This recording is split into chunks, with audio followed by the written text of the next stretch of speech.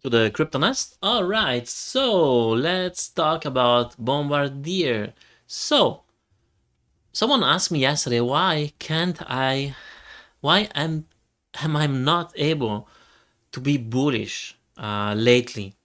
I'm actually bullish, short-term bullish, but not in the case of Bombardier.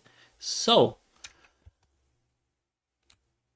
I mean, I did find this was the top. I said this would be the A, this is the B, and I will be working into the C wave.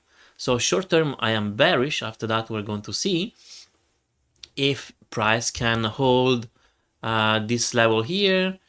And yeah, so I don't know why.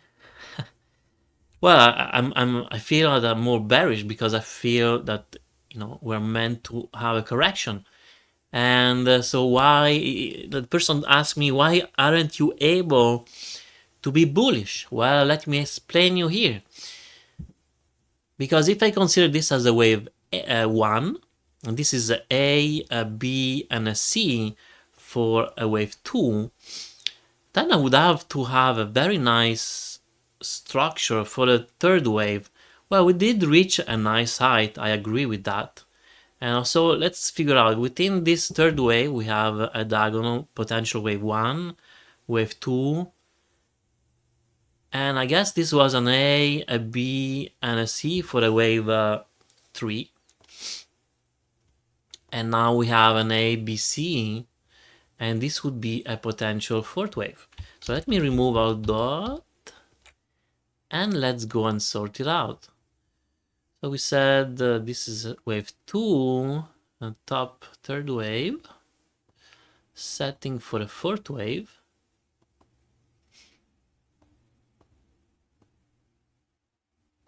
Okay, so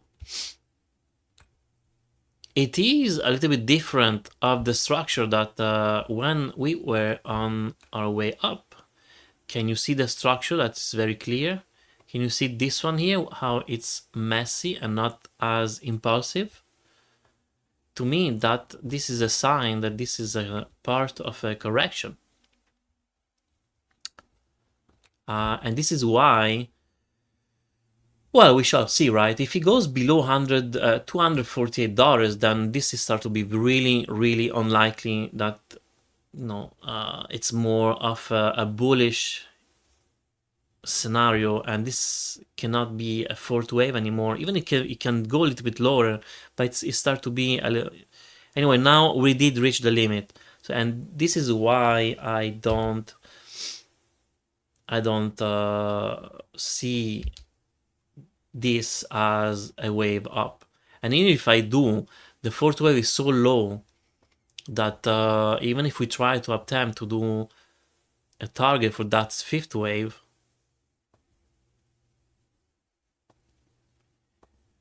you can see barely we go to 283, and we are below the previous high, so this is another sign that it tells you that it doesn't justify this count as a bullish count. I mean, this movement looks similar pretty much to that one, but this is even messier. And this is why I am sticking with this 1-2 setting that fits perfectly. And in fact, yeah, I think I just erased it before, but if double check here. Okay, so if I take this, it was 1.618 perfectly, was it?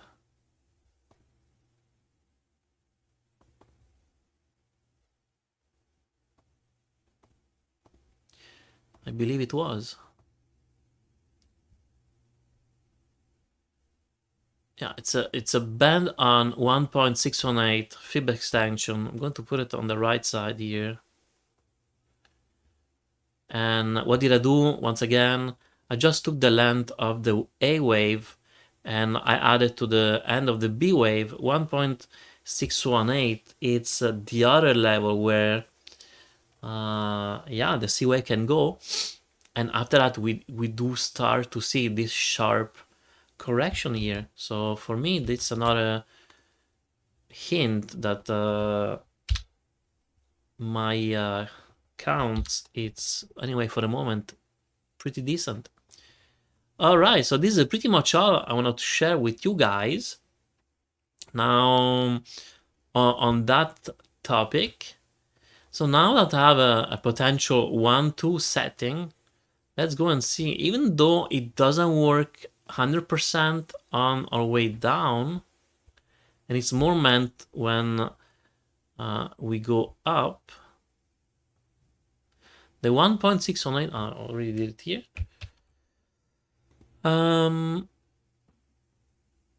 So $193.66 would be the perfect level for the third wave, and I did mark this green box here. This is where I do believe price ideally could reach. Let's see if it does that. Let me just move around these levels here, and then after that we're going to see. Didn't select it, looks like.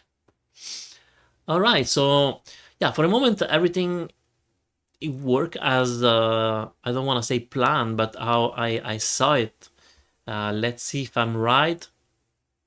Once again, if we zoom out again, maybe on the 8 hours, you know, it's nice to see where we are, where did we go, and you can see that we did a potential 1-2, A, B, and this is the C.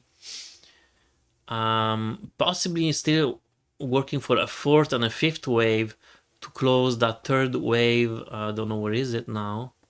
It's here. So we shall see. And this is why we went high pretty far, right? So a correction is normal.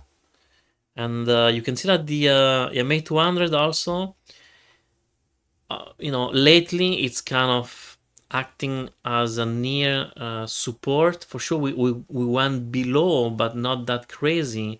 And after regain some levels.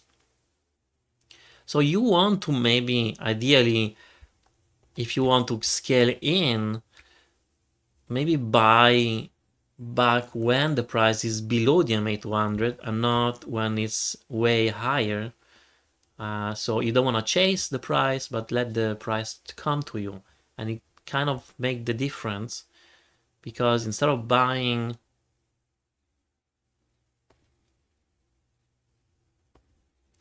higher than 14% of the moving average of the last 200 days, we could, I don't know, maybe buy when it's minus 19% from the moving average.